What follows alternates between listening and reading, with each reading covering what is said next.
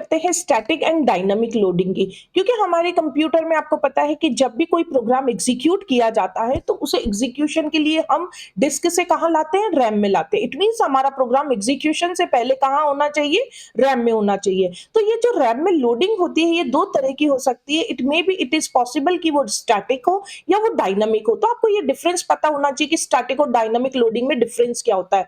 First अगर हम बात करते हैं स्टैटिक लोडिंग की, तो स्टैटिक लोडिंग से मतलब हमारा यहाँ रहता है कि जो प्रोसेस हमें एग्जीक्यूट करनी है तो उस प्रोसेस से रिलेटेड जितने भी एंटायर मॉड्यूल या कंटेंट या इंस्ट्रक्शंस है हमारी, वो सभी के सभी हम एक साथ हमारी जो रैम होती है उसमें हम क्या कर देते हैं, लोड कर देते हैं। इट मींस यहाँ हम बात कर सकते हैं कि अगर प्रोग्राम एग्जीक्यूट नहीं हुआ है उससे पहले ही हम पूरी की पूरी जो प्रोग्राम फाइल होती है उससे रिलेटेड कंटेंट होते हैं उसे मेमोरी में एक एड्रेस फिक्स कर देते हैं। That is called static loading. और ये जो मेमोरी होती है ये एक साथ पूरी एग्जीक्यूटेबल फाइल के द्वारा कंज्यूम की जाती है, इसलिए यहाँ पर मेमोरी की रिक्वायरमेंट थोड़ी ज्यादा होगी।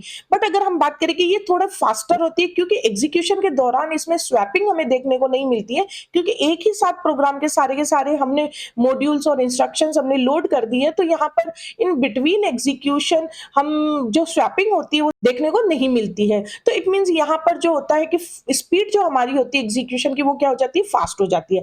अदर एंड अगर हम बात करते हैं डायनामिक लोडिंग की, तो डायनामिक लोडिंग जो होता है प्रोग्राम, उसमें जो हम केवल उन्हीं रूटीन्स को हम लोड करते हैं जिसकी अभी नीड होती है। It means complete whole program को हम रैम में लोड ना करके केवल उसके स्पेसिफिक जो उसके चंक्स होते हैं उन्हीं को हम मेमोरी में लोड करते हैं। और अगर इन बिटवीन एग्जीक्यूशन किसी और पेज की यहाँ रिक्वायरमेंट होती है इन एग्जीक्यूशन, तो उसे एट अ टाइम उसे एग्जीक्यूशन में लाया जाता है या उसे लोड किया जाता है। तो इस तरीके से हम इमीडिएट जो रिक्वायरमेंट होती है पेजेस की उसको फुलफिल कर सकते हैं।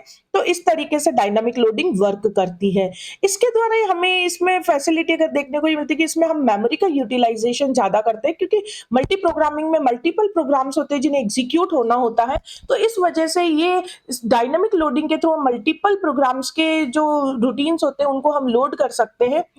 नेक्स्ट हम देख सकते हैं कि इसमें जो स्टार्टअप टाइम होता है वो क्या होता है, रिड्यूस होता है, क्योंकि मल्टीपल प्रोसेसेस है, सबको एग्जीक्यूशन करना है। तो यहाँ पे हर प्रोसेस के लिए रिस्पॉन्सिव टाइम या स्टार्टअप टाइम जो होता है वो कम हो जाता है और हमारा जो स्टार्टअप टाइम होता है वो ज्यादा रिस्पॉन्सिव हो जाता है। आई होप आपको ये समझ में आया होगा कि स्टैटिक एंड डायनामिक लोडिंग में डिफरेंस क्या है। इसी तरीके से अगर हम बात करते हैं स्टैटिक एंड डायनामिक लिंकिंग की, तो यहाँ पर भी हम उसी तरीके से इन चीजों को समझ सकते हैं कि स्टैटिक लिंकिंग क्या होती है। इट मीन्स कि कोई भी प्रोग्राम होता है जिसकी नेसेसरी जो मॉड्यूल्स होते हैं, लाइब्रेरी फंक्शंस होते हैं, उनको एक कंबाइंड फॉर्म में एक साथ हम एग्जीक्यूटेबल फाइल में क्या कर देते हैं, जब कंपाइल करते हैं उसी टाइम उसको एक एग्जीक्यूटेबल फाइल में कन्वर्ट कर देते हैं। इट मींस कि हम कंपाइल टाइम पर ही उस फाइल को क्रिएट कर देते हैं जिसमें कि रिलेटेड प्रोग्राम से रिलेटेड सारे के सारे हमारे जो भी कंटेंट होगा, उसके मॉड्यूल्स होंगे या उसके लाइब्रेरी फंक्शंस होंगे, उनको लिंक कर दिया जाता है। और ये इंश्योर किया जाता है कि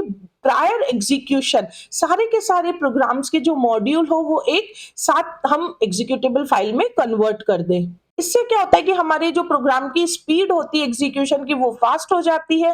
बट इसमें एक ड्रॉबैक आपको देखने को मिलता है कि जो एग्जीक्यूटेबल फाइल होती है उसका जो साइज होता है वो इंक्रीज हो जाता है। अदर हैंड अगर हम बात करते हैं डायनामिक लिंकिंग की, तो डायनामिक लिंकिंग में स्टूडेंट्स क्या होता है कि जो लाइब्रेरी फंक्शंस होते हैं उनको एक साथ कंपाइल टाइम पर उनको लिंक ना करके रन टाइम पर उनको क्या किया जाता है, लिंक किया जाता है। इससे फायदा ये होता है कि हम ओएस में डायनामिकली इन प्रोग्राम्स के जो कंटेंट होते हैं उनको हम डायनामिकली लोड कर सकते हैं और इससे ओवरऑल जो एप्लीकेशन साइज होता है वो रिड्यूस हो जाता है, क्योंकि हम बड़ी बड़ी प्रोसेसेस को भी हम क्या कर सकते हैं, एग्जीक्यूट कर सकते हैं कम मेमोरी में भी। और अलग तरीके से हम कहें कि इसमें हम लाइब्रेरी को सिंप्लीफाई और अपडेट कर सकते हैं। तो एक तरीके से जो डायनामिक लिंकिंग होती है वो हमारे मल्टी प्रोग्रामिंग, मल्टी टास्किंग जैसे जो ऑपरेटिंग सिस्टम होते हैं उनके लिए बहुत बेनिफिशियल माना जाता है, जहां पर कि हमें थ्रूपुट भी इंक्रीज करना होता है और रिस्पॉन्स टाइम हमारा, हमें कम से कम टाइम लगे हमें रिस्पॉन्स देने में प्रोसेसेस को, तो उनके लिए हमें डायनामिक लिंकिंग हमारे लिए बेटर एलिमेंट हो सकता है। आई होप आपको ये समझ में आया होगा स्टूडेंट्स। अगर आपने इस चैनल को सब्सक्राइब नहीं किया है तो प्लीज इस चैनल को सब्सक्राइब कीजिए, बेल आइकन प्रेस कीजिए और अगर आने वाले नोटिफिकेशन आपको मिल सके। अगर आपकी इससे रिलेटेड कोई क्वेरी है तो आप कमेंट बॉक्स में जरूर मुझे कमेंट कर सकते हैं। Thank you.